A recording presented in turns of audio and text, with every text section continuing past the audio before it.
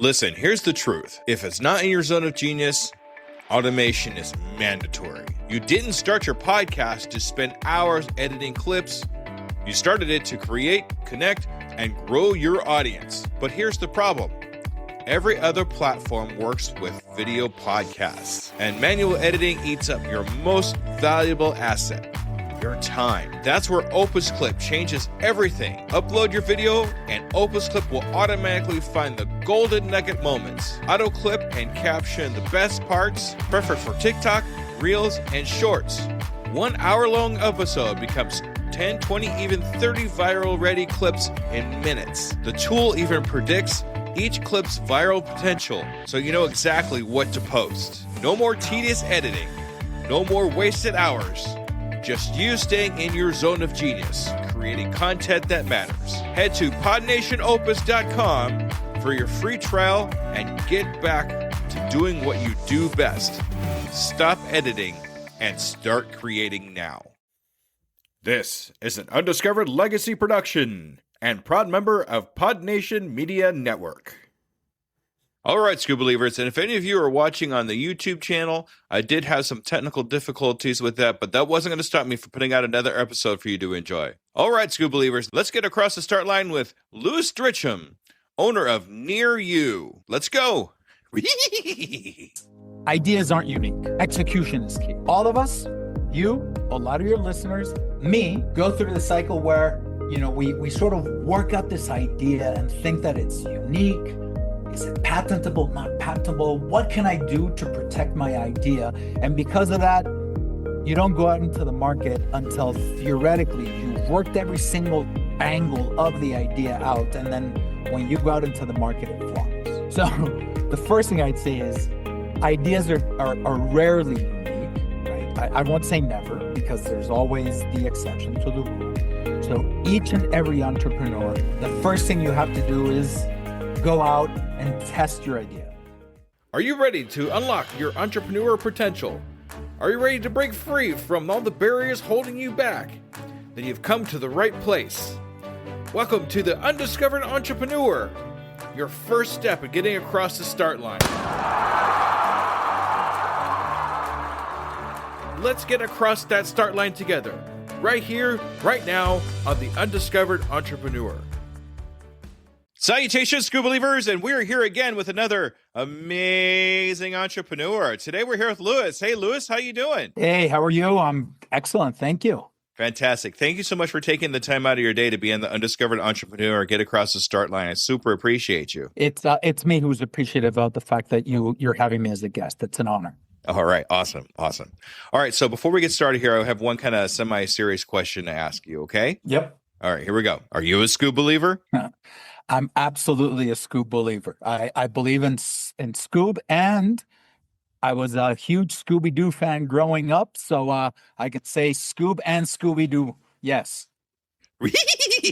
Right, you. All right, Louis, thank you very much for being a Scoob believer and a Scooby-Doo believer. That's amazing. Thank you so much. All right, so right here in the front, what I'd like to do here is just kind of get an idea of who you are, what your entrepreneur venture is, and how you got across the start line in your entrepreneur adventure. Sure. So I guess I'm what some people would call a serial entrepreneur. Others tend to call it just a repeat entrepreneur, because serial sounds more like serial killer than anything else. And oddly enough, if I was to go back in time, my first entrepreneurial venture, I must have been 10 or 11 years old. Imagine that. And I lived in San Diego County, which is, to most of your listeners in the U.S., they'll know it's on the border between the U.S. and Mexico. And the fact that I was born to Mexican parents, we'd cross over the border once in a while. I'd buy Mexican candy, take it over to the U.S., and then sell it to my schoolmates until I got caught, because most kids would spend all their lunch money on sweets. And I guess that was the end of my first entrepreneurial venture. I found product market fit. However, the law caught me, and because of that, I had to quit. And then since then, I've been involved in a few entrepreneurial endeavors. Happy to share anything that makes sense in those, Scoop. Fantastic. So what are you doing right now? We started with candy. Where did that take us? So if I was to go in the timeline, I'll say I'll give you my biggest claim to fame, and then my current claim to fame, if I could. So as I said, I started my first company after the candy debacle when I was still in college, an import-export company, then a direct sales company. And then in the early 2000s, I moved back to Mexico and I started a tech company that became the first tech startup to get US venture capital funding. Moved back to the US where I ran the thing for about 14 years. And it's germane to what I'm doing now because as entrepreneurs, we're often faced with what seemed to be an unsurmountable task. And one of them was, even though I had raised funding, the funding was only a few $1 million. And then I realized if I wanted to fill the entire team, the cost of wages of hiring everyone that I needed was going to be incredibly expensive. So what I did is I filled out key positions in the US, and the rest, leveraging the fact that I knew the Latin American market, I hired them in Mexico. So imagine this, early 2000s, right? 2002, 2003, we had a distributed team, executives in the US, and then a fair amount of support staff in Latin America. And that's sort of how we ran the company over 14 years. We ran it by having distributed teams: India, Mexico, Colombia, Brazil, the UK, and then 2 offices in the US, in Washington, D.C., and we had a Silicon Valley office. Finally, 14 years later, the company gets acquired. So I sort of went into quote unquote retirement with a kick in the butt and a large enough check to consider it. And I started receiving calls from other executives that were trying to do the same thing, offshoring talent, and they weren't successful. So that's what I'm doing now. I started a company by happenstance, by filling a void in the market, by helping executives be successful in their offshore hires. And today, my company's called Nearyu, NIR-YU, and we help startups and mid-market companies from the US hire individuals in Latin America to work remotely for them so that they can save 60 to 70% in those roles and be able to fill out their talent roles. Sorry for the long-winded answer, but that's what I'm doing now. That's absolutely fantastic, and it's definitely a gap that we need to fill, especially having the costs way down to be able to hire out to something that's something that can save you time in the end, because ultimately you need to have that time to be able to be in your zone of genius more and more often. So if you could hire out the things that you don't really need to do at a way that's not too expensive, then it's a great way to do it. And I love the fact that we're hiring all over the world, not just it's so different now than it used to be when we were growing up. I'm guessing the age, but when we were growing up before the internet, anything like that, you can only hire people that's around you. But now we can hire talent all over the world that whatever needs to be done can be in their zone of genius, and you could reach into that pool and find somebody that loves to do what they do. You're absolutely right, Scoop. I mean, my purview is, as you all said, when we were growing up, it was about hiring someone that was, forgetting your region. You had to hire someone that was in your city and that was willing to commute the 30 minutes that it would take someone to commute to get to your office and work shoulder to shoulder with. And as time has gone by, right, first we had sort of conference calls, right? And you could have a quasi-distributed team.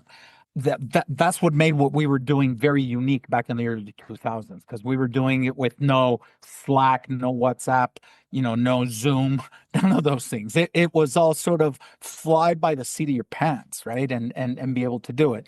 But back to your comment, as time has progressed, the internet has made it easier for things like what you and I are doing now, right? To contribute even at a distance, and to do it on a daily basis, on a continuous basis, where agility is incredibly important. So I couldn't agree with you more. It used to be hire locally, then it became regionally, then it's statewide, then it doesn't matter if I'm in Vermont and I want to hire someone in Mississippi, and now it's, if I'm in Seattle, wherever, I can hire in Brazil or in Argentina or in Philippines. So absolutely. So since this is kind of your expertise now, we're hiring out to other people in the world.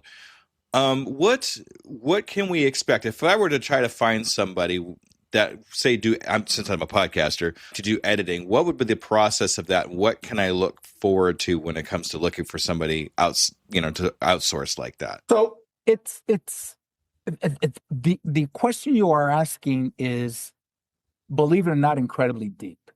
And it's one of the most important questions, because most entrepreneurs assume that hiring offshore or nearshore, and we'll get to those two terms and what they mean in a second. But basically, it's if you're going to hire outside of the US, it's as easy as hiring in the US. And the reality is it may seem to be that way, but the reality is that it is more difficult. In fact, I'll throw a statistic at you, because if it was easy, Scoob, companies like mine wouldn't exist. Let's be honest. We fill a void in the market because it's not so cut and dry as it would seem. 73% of all offshore projects fail. Let me be emphatic when I repeat that. Out of every 100 hires that well-meaning entrepreneurs or mid-market executives make, only 27 of them are successful. And so the question that you ask is, how do we go about it? Let me sort of dive in a bit deeper. And this is the content of a book that I just wrote. It's called The Offshore Team Death Trap. When I was called in to these consulting gigs that I mentioned after having sold my company, I wasn't aware that 73% of offshore projects fail. But I started seeing, that most of, obviously I wouldn't be called in if things were going swimmingly. So every project that I got called into, I started noticing that there were some failure points. And over time, I was called into so many of them that I started to compare and contrast and came up with 7 components of what we call the Offshore Team Death Trap. And these are situations that tend to happen to even the most well-meaning entrepreneur that makes the projects sort of go sideways or even go south. And if people can avoid those, which again is the subject of the book that I wrote, I'm not promoting the book for promotional sake. I'm just saying this isn't a secret formula that we follow. So people can certainly hire my company or other companies like mine, but if they don't want to hire us, all they have to do is, realize these 7 components, and then what we call the remote intelligence framework, that is the way to cure the components. We can get into as much detail as you want in a second, but the ability to understand that there may be a talent mirage, which means skills may look solid on paper, but people that are offshore may fib on their resume, or it's just human nature. So you have to make sure that the skills that people are saying they have it, that they absolutely have it. There may be cultural differences. We call those the cultural chasm, right? And then communication it gets bogged down. Hidden cost spiral. If people aren't careful about what they're going to be paying, how they're going to be paying, whether there are additional costs, they may get caught in the hidden cost spiral. Management quicksand.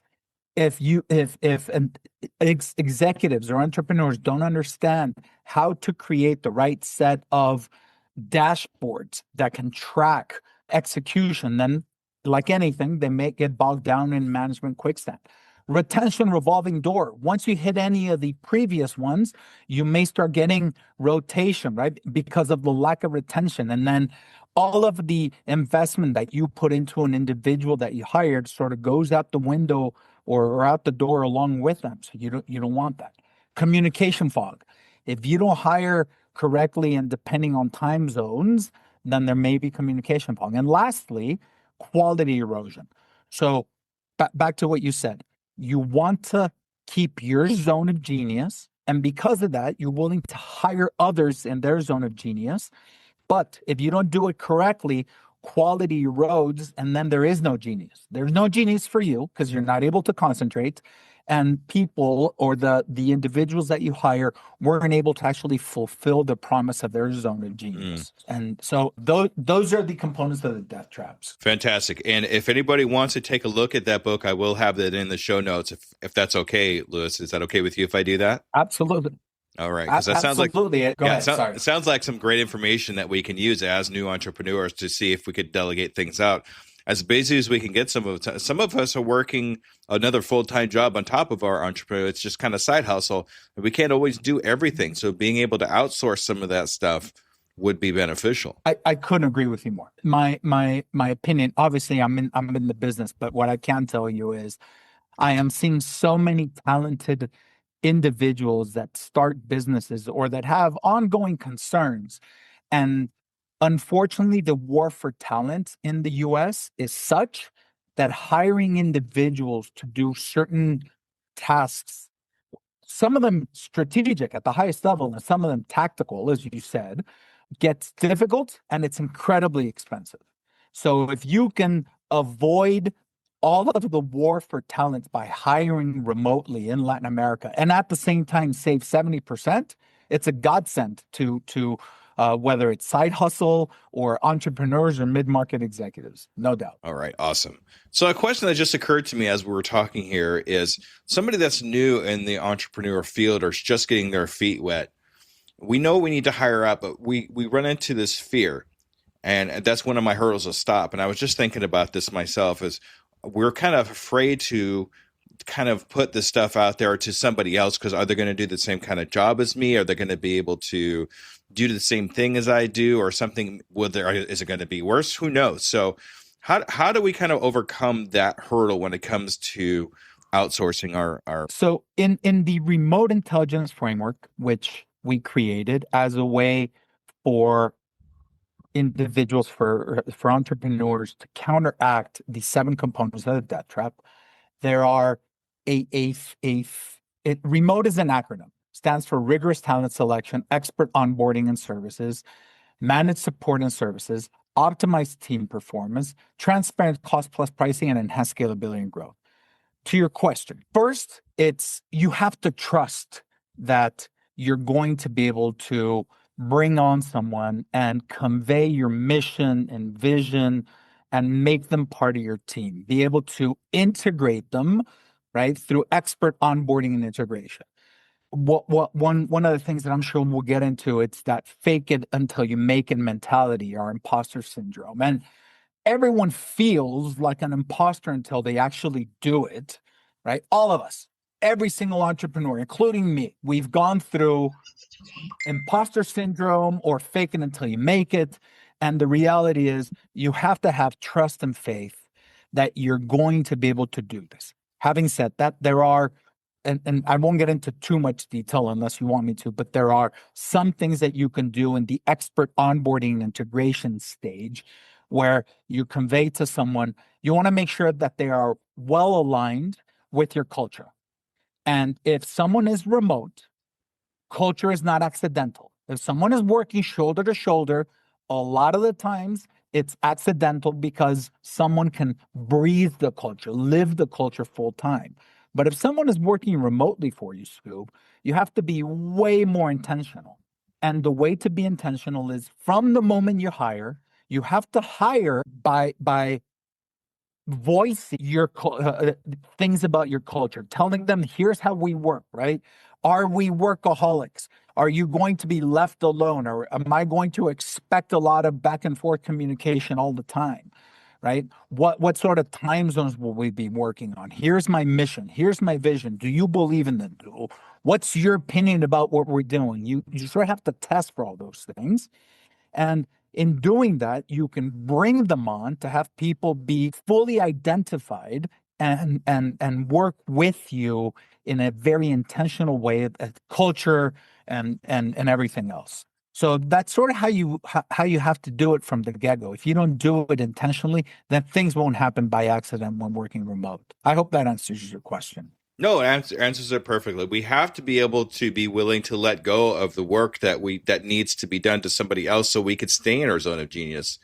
So we have to vet these people out and make sure they understand what your culture is, what you need to have done, and make sure that they've realized what has to be done. Now, if we want to vet things out, we is that kind of what you do too, as well as just kind of through people and make sure they're good workers, or I'm just trying to understand. No, as far as what my company does, oh, absolutely. I Okay. mean, we go into every engagement. We have a full-fledged interview with the company that is looking to hire to understand all of these characteristics and then understand what they're looking for in each position, right? So, we become almost a shrink, right? And trying to understand and get the mindset of the entrepreneur and the company that's going to be hiring. So we want a brain dump and a culture dump so that when we go out and look for these individuals, find them, hire them, and vet them in a technological, but also in a cultural and personality test to make sure that there's going to be alignment. And because we've been doing this for such a long time, we sort of we're able to get this much quicker. So yes, that's absolutely part of what we do. Fantastic. That's awesome. And that's a great way to be able to fill that gap we were talking about earlier, because that's really rough for us to do this ourselves. But if we get to the point where we have to vet out people ourselves and understand, who would be a good fit, who wouldn't, can you give me kind of like a brief, maybe like a little tidbit of how I would vet out maybe somebody that might be a fit for us, but we're not sure? Sure. So first, let's go to the R in the remote acronym. So R is you have to be rigorous about talent selection. Right. A lot of entrepreneurs, and I'm sure you and many of your listeners will know, there comes the moment when finally we decide we are going to make a hire. It can be the first hire, the 10th hire, or the 100th hire. Hiring is one of the most important things you can do. So finally, when we make the decision, our mind is made up.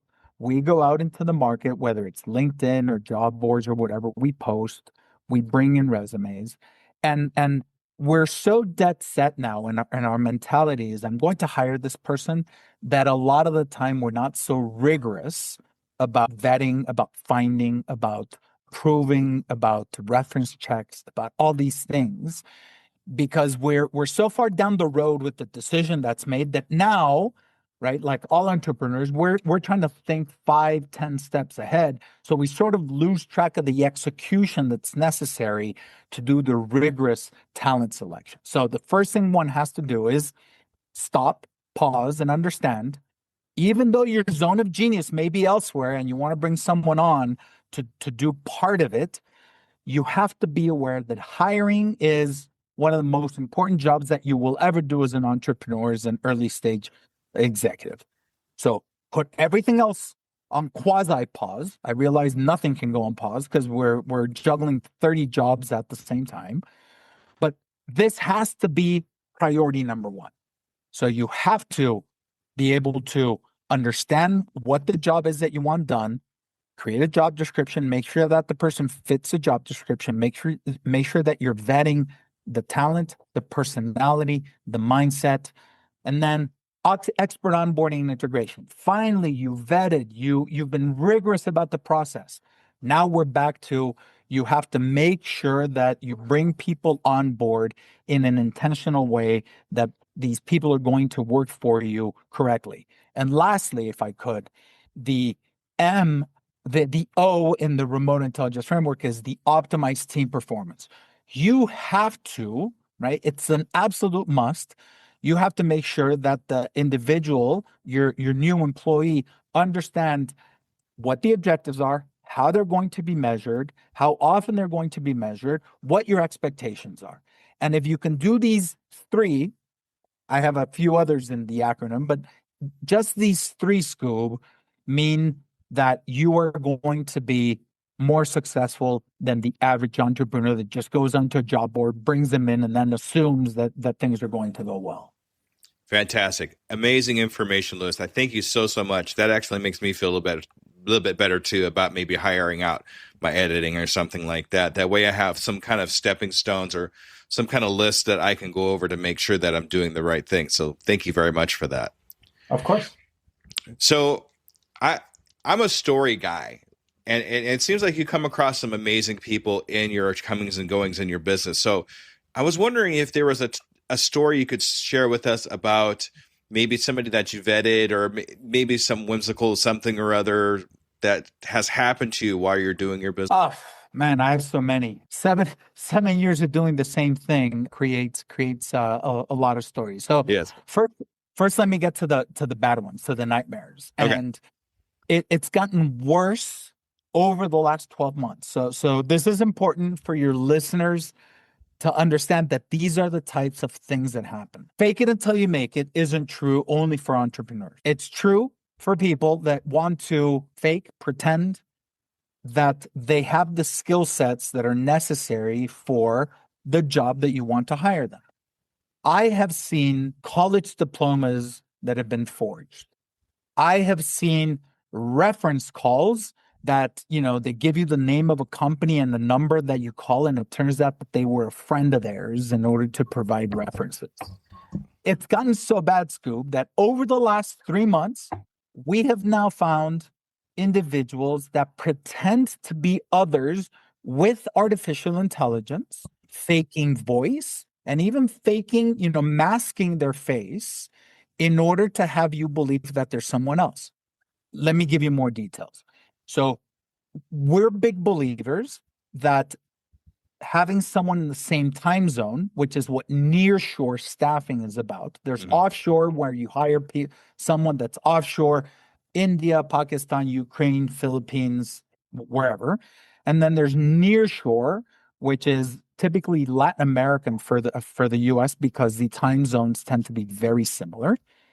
So hiring nearshore has sort of, the curve has taken off, and hiring offshore, because of real-time communication, is sort of going down. So we have found numerous situations where the person isn't, that they take on Latin American physical traits in order to hide their own physical traits, to pretend that they're in Latin America, and they hide their accent, whether Indian, Ukrainian, Chinese, whatever, pretending that they have a Latin American accent in order for them to get a nearshore job instead of an offshore job.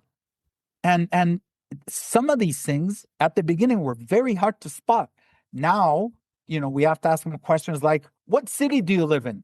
And then they say, Curitiba, right, in Brazil. Oh, yeah. So you have to ask them some cultural questions about Brazil, right, in order to see if they know that, to be able to spot some fake. So those are the bad side of the story. Some really good stories is I've heard individuals that grew up in the States and decided to move back to their country of origin because of family situations, because of immigration situations, because of whatever, and they end up getting jobs. These are a lot of times individuals that speak English as well as you or I, or your entrepreneurs, and they're now living near shore, Mexico, Guatemala, El Salvador, Costa Rica, wherever, and these are people that studied in the US, sometimes even have college degrees, and they can do work from there. So the ability to have these people work remotely in a culture that they grew up with is incredible. And lastly,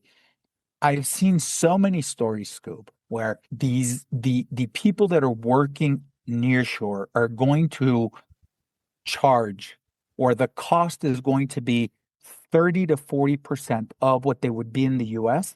And instead of complaining that they're getting paid bottom of the rung wages, they're so incredibly grateful, because even wages at those 60 to 70% savings are typically higher than they are locally.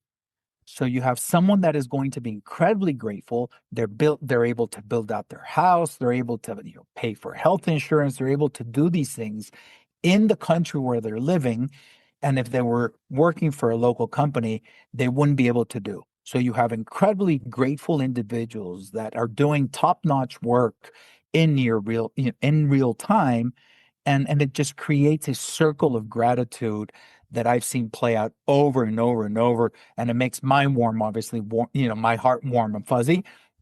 But it creates a situation where these employment agreements or uh, uh, collaboration agreements are long lasting, go into many, many years. I hope that makes sense. No, it makes perfect sense. Thank you so much for that. That's exactly what I was hoping to hear. And thank you for giving me both sides of the story too, because we always hear about the good stuff, but sometimes we need to hear about the stuff that might be kind of happening there so we can look out for it. So that's that good advice with great story. I love it. Absolutely. All right. So I want to ask here, if you had a new entrepreneur that's just getting started in their entrepreneur adventure, like you happen to run in the street or whatever it is, what first piece of advice would you give them? What steps would you have them take? Wow. Well, the first thing is ideas aren't unique. Execution is key. All of us, you, a lot of your listeners, me, go through the cycle where, we sort of work out this idea and think that it's unique. Is it patentable, not patentable? What can I do to protect my idea? And because of that, you don't go out into the market until theoretically you've worked every single angle of the idea out. And then when you go out into the market, it flops. So the first thing I'd say is ideas are rarely unique, right? I won't say never, because there's always the exception to the rule. So each and every entrepreneur, the first thing you have to do is go out and test your idea. Does it have a market? Does it have people that are willing to pay money for whatever you're looking to do? You have to test your mettle against the biggest competitor of all, and the biggest competitor is the market, because the market is the sum of every single other competitor that's out there. So go out there and test your mettle. That's the first one. Second of all is always be pitching, but always be listening. You have to listen to what the market tells you, because as entrepreneurs, we think sometimes a meeting didn't go well, and then, we as entrepreneurs, we're hard-headed, we're stubborn, and we just sit there and say, he didn't get it. Next guy will get it. And we all need to be stubborn. Please don't take what I'm saying to say at the first signal that they didn't get it or didn't buy from you, don't give up, because that's not what I'm saying. What I'm saying is there's a balance between the behavior that is such that you want to get your message out there, but you always have to be listening as well in order to be able to balance these. And sometimes you just push aside the naysayers, but sometimes you have to also, here's something that this person said that if I just fix, then maybe he would have said yes. So no one says no to what you're saying in an absolute manner. They may be saying no to details, right? Or to specific characteristics. So that would be my best advice, combining the persistence of entrepreneurship with the absolute must that has to be keeping your ears open to balance these out. And if I could, I'll go to the second one. And the second one is, and I've heard you say this a few times on this on today's podcast and in different chapters of podcast, and it's zone of genius. You have to be aware that you have a zone of genius. And if you try doing way too many things, then you may be obscuring your zone of genius because of other things that you have to do.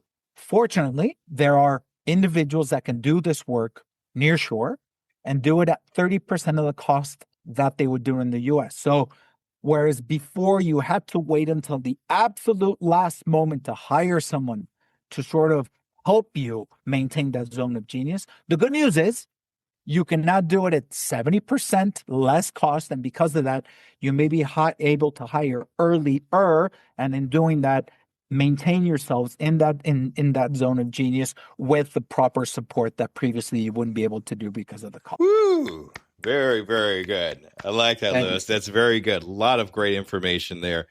Don't wait. Don't wait for it to be perfect. Put something out there. And when you do put something out there, listen to the feedback, not just the good feedback, but the bad feedback too, because that actually will give you what you need to work on to get over that hurdle of people saying no. Yeah, that's a great way to summarize it. Absolutely. Yeah, absolutely. That's so fantastic. Thank you. All right. So, Lewis, I have this tradition with all my guests. In the next 6 months, where do you see yourself in your company? Do you have a 6-month goal for yourself in your company? So we do set up goals. We set yearly goals. When we were smaller, we used to have 6-month goals. Now we tend to be more yearly.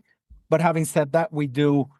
I'm a big believer of an author named Vern Harnish, who wrote this book about scaling up, and I'm having yearly, semester, and then quarterly goals. And then if you're able to even get those goals down to dailies, then it's the best way to manage your company. So we do have daily calls with all our staff in order to make sure that we continue to be aligned to that true north of the objectives.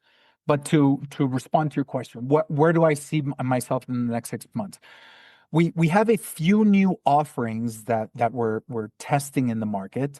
One would think that hiring nearshore talent, right, is it's unique enough where you can't have different types of hires, or the way you build, the way again, details, right? It's what some people call inside baseball. But what we have found in our desire to eat our own home cooking, as they say, or I think Larry Ellison used to say, you have to eat your own dog food.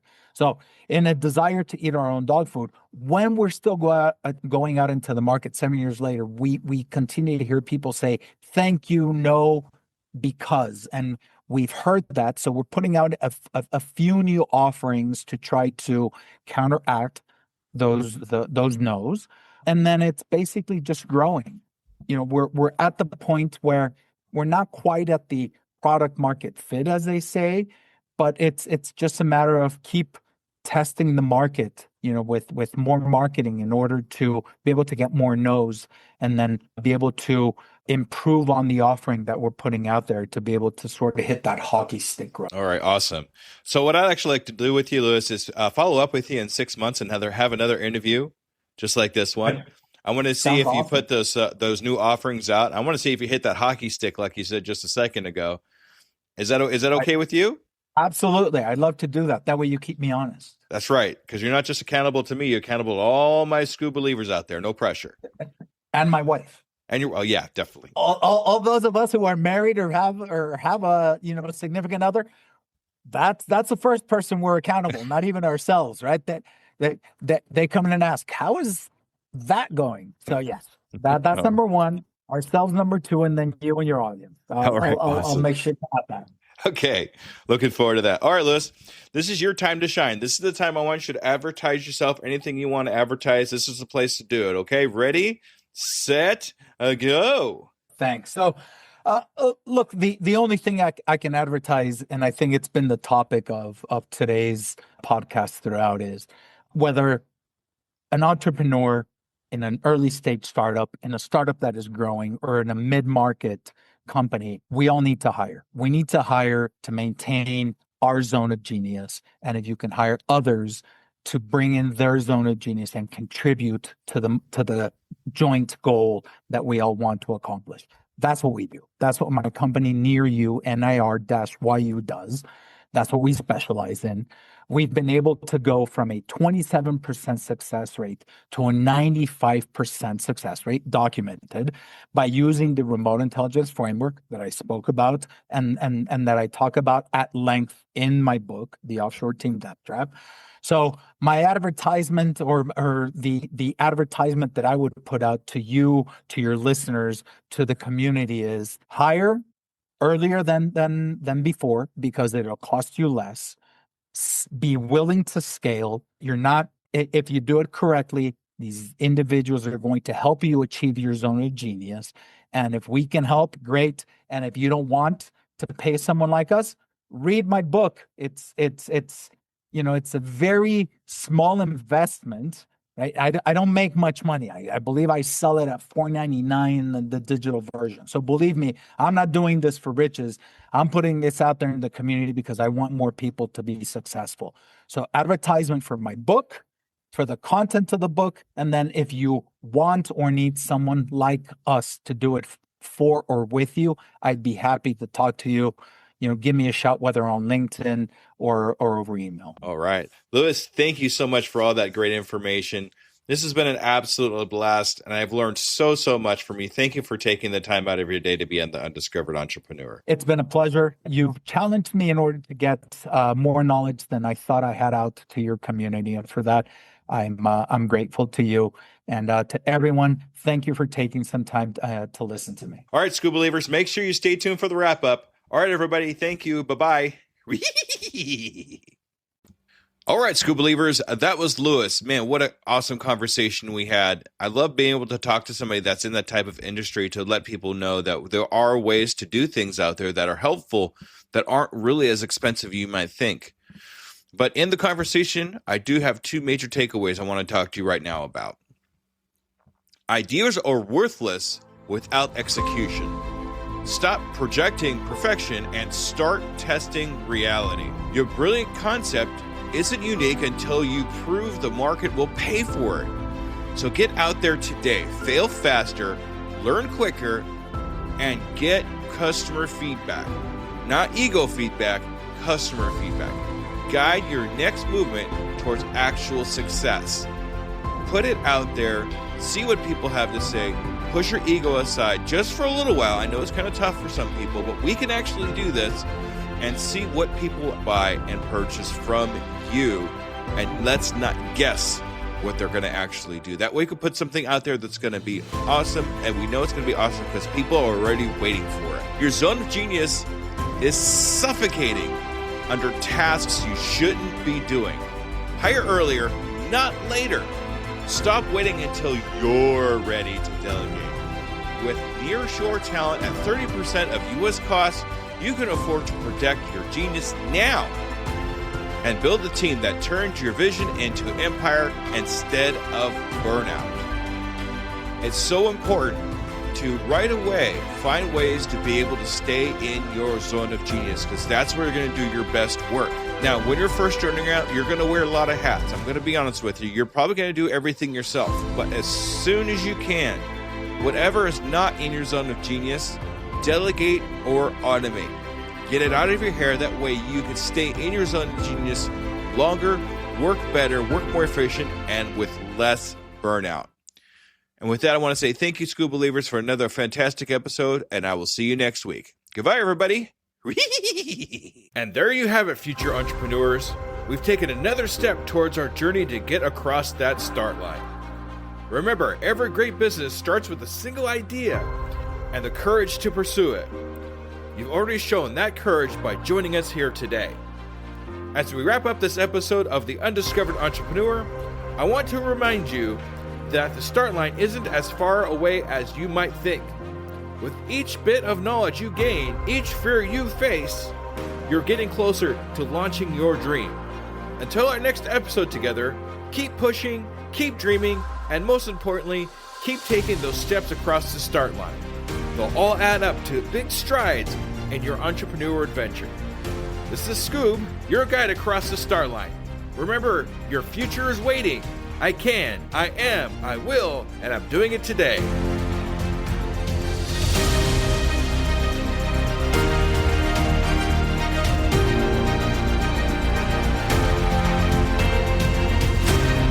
Hello, Scuba Believers. Let me ask you a real quick question. How many cups of coffee have you had today? 3, 5, 7? And let me guess, you've got a Red Bull in the other hand just in case, right? Yeah, I see you. Now, here's the truth bomb nobody wants to hear. You're not building a business. You're building a caffeine dependency. Listen, I get it. When you're grinding 12, 14, 16-hour days, you're building something from nothing. When you've got payroll to meet, investors to impress, and visions that won't wait. You need fuel. But what if I told you that the fuel that you're using is actually slowing you down? What if the very thing that you think is keeping you sharp is actually making you dull? Enter Rise Coffee. This isn't your grandma's mushroom tea. This isn't some hippie wellness trend. This is science meets performance. And here's what makes Rise different. Less than half the caffeine of a regular cup of coffee. But here's the kicker. You won't miss it. 6 organic powerhouse mushrooms, including cordyceps, what Olympic athletes use, and lion's mane, what Silicon Valley biohackers swear by. Sustained energy that doesn't spike and crash. We're talking smooth, clean power from morning to moonlight. Crystal clear focus without the jitters. Imagine closing the deal with calm, confident mind instead of the caffeine chaos. Gut health and immune support, because what's the point of building an empire if you're too sick to enjoy it? So here's the challenge to you. Stop borrowing energy from tomorrow. Stop running on fumes and call it a hustle. Stop wearing your caffeine addiction like a badge of honor. Real entrepreneurs optimize, real entrepreneurs adapt, real entrepreneurs win. You can't win if you're crashing at 2 p.m. while your competition is just getting started. Break the cycle. Head to risesuperfoods.com right now and use code PODNA15 for 50% off your first order. That's PODNA15 for 15% off. Try it for 30 days. If you don't feel the difference, if you don't feel sharper, calmer, more focused, more alive, then go back to your 6-a-day cup habit. But I'm telling you, we won't, because once you feel what real energy feels like, you'll never go back. Ditch the addiction. Fuel your empire and rise up. Rise Coffee, energy that builds, not burns.